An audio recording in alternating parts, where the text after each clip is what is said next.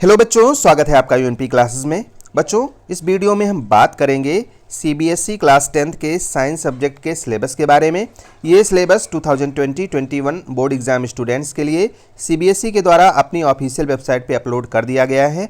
मैंने वीडियो के डिस्क्रिप्शन में इसका लिंक दिया हुआ है, वहाँ से भी आप इसको डाउनलोड कर सकते हैं। आइए चलिए बात करते हैं सीबीएसई क्लास 10th के साइंस सब्जेक्ट के सिलेबस के बारे में। बच्चों, बहुत ही ध्यान से इसको समझिएगा। यहाँ पर जो आपका सिलेबस है ये 5 यूनिट्स में डिवाइड किया गया है। यूनिट 1 जो है वो केमिस्ट्री से रिलेटेड है, यूनिट 2 बायोलॉजी से रिलेटेड है, यूनिट 3 एंड 4 ये फिजिक्स से रिलेटेड है, और यूनिट 5 इसमें केमिस्ट्री, फिजिक्स और बायोलॉजी तीनों के नॉलेज की ज़रूरत होगी, और इसीलिए ये सबसे लास्ट में दिया गया है नेचुरल रिसोर्सेज नाम से। अब यहाँ पर आपको ये समझना बहुत ज़रूरी है, केमिस्ट्री में 25 मार्क्स के क्वेश्चंस आते हैं, फिजिक्स में भी 25 मार्क्स के क्वेश्चंस आते हैं, और बायोलॉजी में 23 मार्क्स के क्वेश्चन आते हैं। अब बचे 7 मार्क्स, वो आपके नेचुरल रिसोर्सेज वाले पोर्शन से आते हैं। बच्चों, यहाँ पर मैं आपको एक बात बता दूं कि जो यूनिट 5 है आपका नेचुरल रिसोर्सेज वाला, ये देखने में कम नंबर का भले हो, लेकिन आने वाले क्लासेस में अगर आपने साइंस स्ट्रीम से पढ़ाई करी तो वहाँ पर ये आपकी बहुत ज़्यादा हेल्प करेंगे, और ये सिलेबस बहुत बड़ा हो जाएगा। इसलिए इसको आपको बहुत ही ध्यान से और बहुत अच्छे से पढ़ना है, क्योंकि ये 7 नंबर आपको लाने ही होंगे अगर आपको ज़्यादा नंबर चाहिए तो। क्योंकि बच्चे ऊपर वाली यूनिट्स को बहुत अच्छे से पढ़ते हैं, नीचे वाली यूनिट को थोड़ा कम केयर के साथ पढ़ते हैं, इस वजह से उनका परफॉर्मेंस अफेक्ट हो जाता है, बहुत अच्छा नंबर वो गेन नहीं कर पाते हैं। तो बच्चों, यहाँ पर एक और चीज़ दिया हुआ है, आपके मन में क्वेश्चन भी आ सकता है कि हमारे सामने हमारे इसमें सिलेबस में ये पीरियड्स क्यों लिखे गए हैं। बच्चों, ये इसलिए लिखे गए हैं ताकि आपको इस बात का अंदाज़ा हो कि एक इस सिलेबस को कंप्लीट करने में कितने टाइम की ज़रूरत पड़ेगी। अगर हम बात करें केमिस्ट्री की तो मिनिमम 55 पीरियड्स की ज़रूरत पड़ेगी। इसका मतलब समझ लो, एक पीरियड जो नॉर्मल होता है एवरेज वो 40 मिनट्स का होता है, और इसके लिए 55 पीरियड्स की ज़रूरत है। यानी कि कम से कम 55 क्लासेस आपकी चलनी चाहिए। उतने टाइम में इसको कवर करना है, ना बहुत जल्दी जल्दी पढ़ा दिया जाए और ना ही बहुत ज़्यादा लेट हो। टीचर्स के लिए ये इन्फॉर्मेशन बहुत ही काम की होती है। ऐसे ही 50 पीरियड्स लगेंगे बायोलॉजी कंप्लीट करने में, और उसी तरीके से 55 पीरियड्स लगेंगे फिजिक्स में, और 20 पीरियड्स आपके लास्ट वाले यूनिट के लिए रखे गए हैं। आपका जो थ्योरी का एग्ज़ाम होगा 80 का होगा, और इंटरनल असेसमेंट जो स्कूल से मार्किंग होगी वो 20 नंबर की होगी। इस तरीके से 100 नंबर का आपका पेपर बनेगा, जिसमें आपको मार्क्स मिलेंगे। बच्चों, अब आइए हम चलते हैं थोड़ा नीचे और देखते हैं डिटेल में आपका सिलेबस क्या है। बच्चों, यहाँ पर स्टार्टिंग ही केमिस्ट्री से हो रही है, तो जो पहला चैप्टर है आपका वो है केमिकल रिएक्शंस का।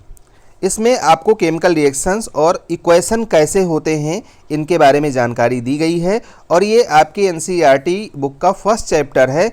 यहीं से आपको केमिकल रिएक्शंस क्या होते हैं, इक्वेशंस क्या होते हैं, इनको बैलेंस कैसे किया जाता है, बैलेंस करने का तरीका क्या होता है, कितने तरीके के केमिकल इक्वेशंस होते हैं, रिएक्शंस होते हैं, उसमें combination, decomposition, displacement, double displacement, precipitation, neutralisation, oxidation, reduction, मतलब ये सारी चीज़ें तो पढ़ाई ही जाएंगी। इसमें और भी कुछ चीज़ें हैं जो नहीं लिखी हुई हैं, जैसे कि ऑक्सीडेशन और रिडक्शन का आपकी लाइफ में क्या यूज़ है, तो वो सब जब हम सिलेबस कवर करेंगे तो वो सारी चीज़ें पढ़ाएंगे। दूसरा चैप्टर है एसिड, बेस एंड साल्ट का, तीसरा है मेटल्स एंड नॉन मेटल्स का, चौथा है कार्बन एंड इट्स कंपाउंड्स का, और पांचवा और अंतिम चैप्टर आपका इसमें है पीरियोडिक क्लासिफिकेशन ऑफ एलिमेंट्स। यानी इसमें पीरियोडिक टेबल के बारे में आप पढ़ेंगे कि किस तरीके से एलिमेंट्स को डिफरेंट ग्रुप्स में बांटा गया। उसके बाद में आता है बायोलॉजी। बच्चों, इसमें भी आपको मैंने बताया ही कि 23 मार्क्स के क्वेश्चंस आते हैं। तो यहाँ पर भी बच्चों आपको 4 लेसन पढ़ने होंगे, 4 चैप्टर्स आपको पढ़ने हैं। पहला चैप्टर है लाइफ प्रोसेस का, जिसमें हमारे जीवन में होने वाली इम्पॉर्टेंट जो प्रोसेसेस हैं वो किस तरीके से होती हैं, चाहे प्लांट्स हो या एनिमल्स हों, उनके बारे में आप डिटेल में पढ़ेंगे। कंट्रोल कैसे करते हैं और कोऑर्डिनेट कैसे करते हैं प्लांट्स और एनिमल्स, इसके बारे में आपको पढ़ना है। मतलब आप ऐसे समझ लो कि हम अपने इन्वायरमेंट से इंटरैक्ट कैसे करते हैं, इन्वायरमेंट में हो रही घटनाओं का हमारे ऊपर क्या प्रभाव पड़ता है और हम रिस्पॉन्स किस तरीके से देते हैं वो यहाँ पर आपको पढ़ाया जाएगा। मतलब आपका नर्वस सिस्टम, पौधों में जो रिस्पॉन्स होता है, केमिकल कोऑर्डिनेशन का, ये सारी चीज़ें पढ़ाई जाएंगी। उसके बाद में थर्ड चैप्टर आता है रिप्रोडक्शन का। इसमें आपको प्लांट्स और एनिमल्स में रिप्रोडक्शन पढ़ाया जाएगा। साथ ही में रिप्रोडक्टिव हेल्थ के बारे में बताया जाएगा कि किस तरीके से आप रिप्रोडक्टिवली हेल्दी रहो, और फैमिली प्लानिंग के बारे में बताई जाएगी। साथ ही कुछ ऐसी डिजीज़ेस के बारे में आपको बताया जाएगा जो सेक्सुअली ट्रांसमिटेड होती हैं, तो इन सब के बारे में आपको बताया जाएगा। फोर्थ चैप्टर है हेरिडिटी एंड इवोल्यूशन का, और ये बहुत ही इंपॉर्टेंट चैप्टर है। इसी पे न्यू खड़ी है जेनेटिक्स की। बायोलॉजी की एक ब्रांच होती है जेनेटिक्स, जिसके आधार पे बहुत सारी नई नई डिस्कवरीज हो रही हैं। यहाँ तक कि जो लॉकडाउन पीरियड में आप बहुत बार बार सुनते होंगे कि टीका बनाया जा रहा है, वैक्सीन बनाई जा रही है, उसमें भी इसका इम्पॉर्टेंट रोल है कहीं ना कहीं। कैसे है वो आप जान पाओगे जब डिटेल में इसको पढ़ोगे। तो हेरिडिटी एंड इवोल्यूशन के बारे में पढ़ोगे कि किस तरीके से कैरेक्टर्स एक पीढ़ी से दूसरी पीढ़ी में मूव कर जाते हैं। इसके कुछ हिस्टोरिकल इवेंट्स के बारे में पढ़ोगे कि किस तरीके से इन नियमों की खोज हुई। सेक्स का डिटर्मिनेशन कैसे होता है, क्लास 8th में भी आपने थोड़ा सा पढ़ा था इसके बारे में।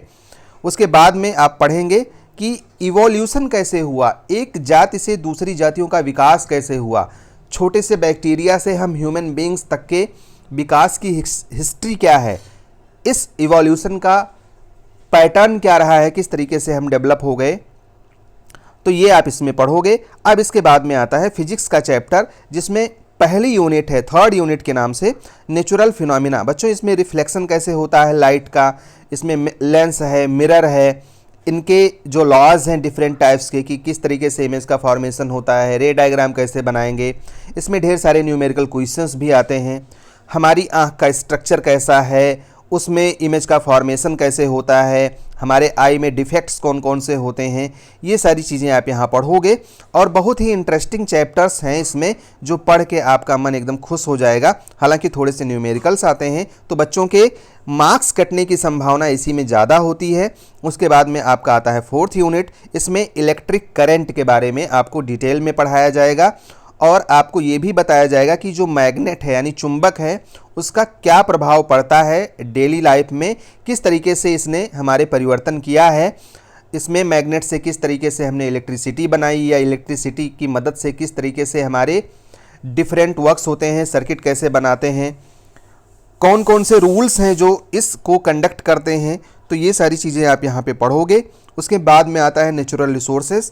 नेचुरल रिसोर्सेज बहुत ही सिंपल से चैप्टर्स के साथ में है, और इसको आपने कहीं ना कहीं जियोग्राफी में पढ़ रखा होगा। ये साइंस के छोटे छोटे क्लासेस जो आपके थे पहले, उसमें कहीं ना कहीं इनके बारे में आपने पढ़ाई कर रखी है, तो बहुत ज़्यादा मेहनत करने की ज़रूरत आपको इसमें नहीं पड़ेगी। यहाँ पर आपको कितने तरीके से एनर्जी हमको मिलती है, किस तरीके से ट्रांसफ़र होती है, कौन कौन से सोर्सेज हैं, हमारा इन्वायरमेंट कैसा है, इसमें कौन कौन सी चीज़ें हैं, बायोडिग्रेडेबल, नॉन बायोडिग्रेडेबल सब्सटेंसेस क्या हैं, और ये जो नेचुरल रिसोर्सेज हमको दिए हैं, ईश्वर से मिले हुए हैं, इनको हम किस तरीके से मैनेज करें। हमारी बहुत सारी चीज़ें जो हमारे आसपास में हैं, उनको मैनेज करने का तरीका आप इसमें सीखोगे। तो बहुत ही इंटरेस्टिंग होने वाली है क्लास 10th की पढ़ाई। बस यही है कि आपको अपनी पढ़ाई शुरू कर देनी है। अगर आपने अभी तक नहीं स्टार्ट की है तो हमारे साथ स्टार्ट कर दीजिए, और आप पढ़ते जाएंगे, और ये सिलेबस कब कंप्लीट हो जाएगा आपको पता भी नहीं चलेगा। इस वीडियो में फ़िलहाल इतना ही। मिलते हैं फिर किसी वीडियो में, तब तक के लिए all the best. May God bless you. Thank you for watching this video.